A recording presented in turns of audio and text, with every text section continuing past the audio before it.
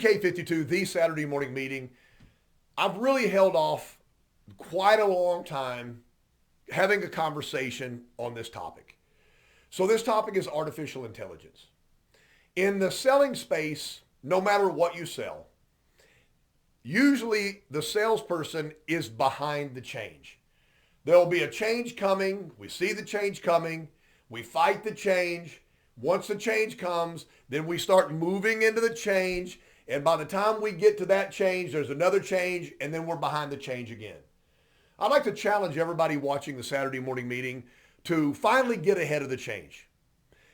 Do you know for a fact that artificial intelligence is coming and is already being applied in other avenues? Hopefully you'll say the answer is yes. All right, let's assume that the majority of you say yes, and then a couple of you go, there's no such thing, so whatever. My sons and I got 4 boys. 2 of my sons watch college football with me, and we record the game so we don't have to spend all day watching the football game. But we sit down and watch the games together, and it's very interesting the way coaches coach on that level now of this game of football.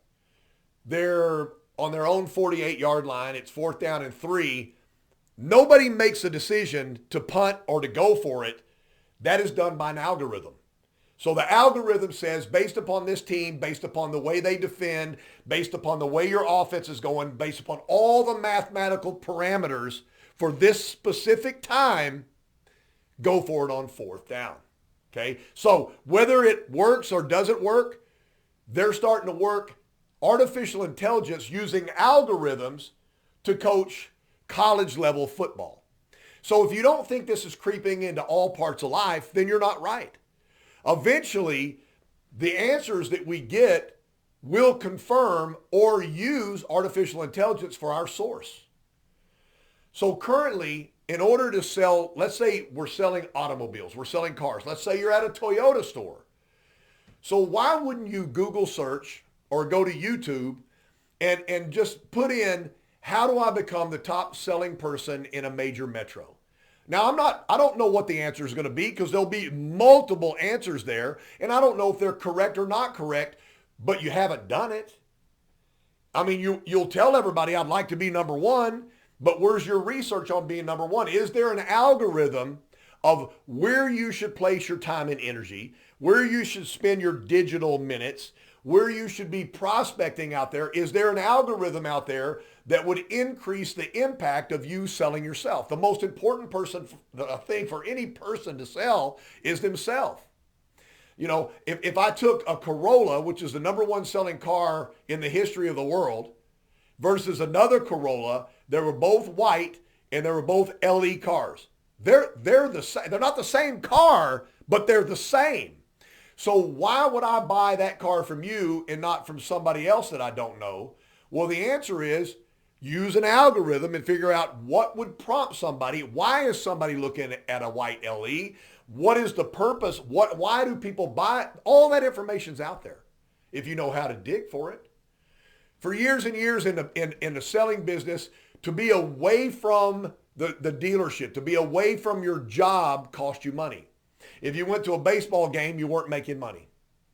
Now people are at a baseball game with their iPad and they're trading stocks while they're watching a live baseball game. They're using an algorithm to be able to get rich trading stocks while they're with their family at a baseball game. They're on the boat for the weekend. They've got their iPad out and they're working all kinds of information and they're closing a contract deal. So for some construction of a building, they don't have to be there. They can send all their information digitally to the next person. We don't talk on the phone anymore. You don't go, hi, how are you? What's going on and everything? We text. That's somebody trying to reach out to me digitally right now. It's just amazing how tied we are to these devices. And I'll take you back years and years ago. Years and years ago, we had phones in the house. And if the phone rang, everybody ran to the phone because who knows who it is. Now nobody answers. If the phone rings in the house, I go, what is that? People used to have these long cords. They'd walk outside and be wrapped around their cords. Now we're talking on our watch. Now we're talking on our glasses. Now we're raising our kids, we're putting these goggles on them, and they're in a world of AI. So they're not even in the world. People walk around town with earbuds in their ears all the time. So they're trying to block out the world so they can be in their own space. So what I'm saying is, because the world is going that way, then it opens up gigantic opportunities. People are going to buy cars. People are going to buy motorcycles. People are going to buy barbecue pits. People are going to buy boats. People are going to buy jewelry. People are going to buy healthcare. People are going to invest money. And so to be in front of the game, you have to learn where it's going. Artificial intelligence becomes very important. Let me just do something just in a very digital format. I've been talking now for a couple of years about dealerships becoming a theater. So in the middle of your showroom, you have a couple of tables, microphones, and good lighting. And you have a couple of cameras. And each week you do a podcast. Podcasts are crazy. I just had a group of people from the New York region on, and I was talking about podcasts. And my sons are very focused on some of these sports podcasts. Gang, they're wrong most of the time. If you watch a pregame show, I don't even know why you watch the football game anymore. All the smart people have already told you exactly how the game is going to go. But more than 50% of the time, they're not correct. And just to tell you where we are in this space, Vanderbilt just beat Alabama last week. Well, I don't know anybody that said, well, Vanderbilt's going to destroy Alabama on the football field. Nobody said that. So they were all wrong. But next week, we're going to watch them again. Very interesting. Why would you not put a podcast together? Some of you have sold vehicles to people that use them off-road. I mean, they're really an overlander. They built the vehicle up. They got these big lift kits on there. They got solar panels. They're off the grid. Why would you not bring them in and interview them for a 30-minute podcast during one of the weeks? Hey, you know what? There's a lot of people that would love to go camping off-road, and they really don't know how to do it. They really don't want to sleep on the ground. So let's talk about the things that you can do now in a camping situation that revolutionize being off-grid. And you know what? People would watch that. I mean, you might get 1 million hits on that show. So instead of standing outside with a group of people talking about, a football game or a baseball game last night, why wouldn't you go on an algorithm and start learning, where do I need to go? Where do I need to spend my time? What organizations in town do I need to plug into? What is going to be making me more efficient? So the overall goal would be able to spend more time with your family and less time at work.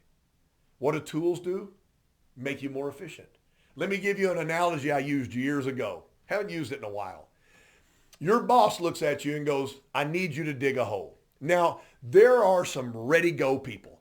And so this salesperson runs outside, gets down and starts digging like a gopher. I mean, with your fingers, just dig it as hard as you can because your manager asked you to dig a hole and you went at it. There is no problem with the effort of that person.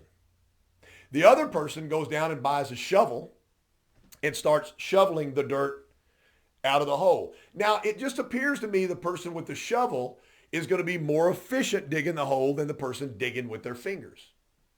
And the other person rolls up with a diesel backhoe and starts just chomping a hole in the earth. So which one was more efficient for hole digging? Obviously, option C, the backhoe. That's a tool. The better you are at using tools, the more efficient you will be overall, the more of your life you'll get back. Plug in. Let's get ahead of something for a change. Let's figure out how AI and digital integration can change the way we work every day. PK52, the Saturday Morning Meeting.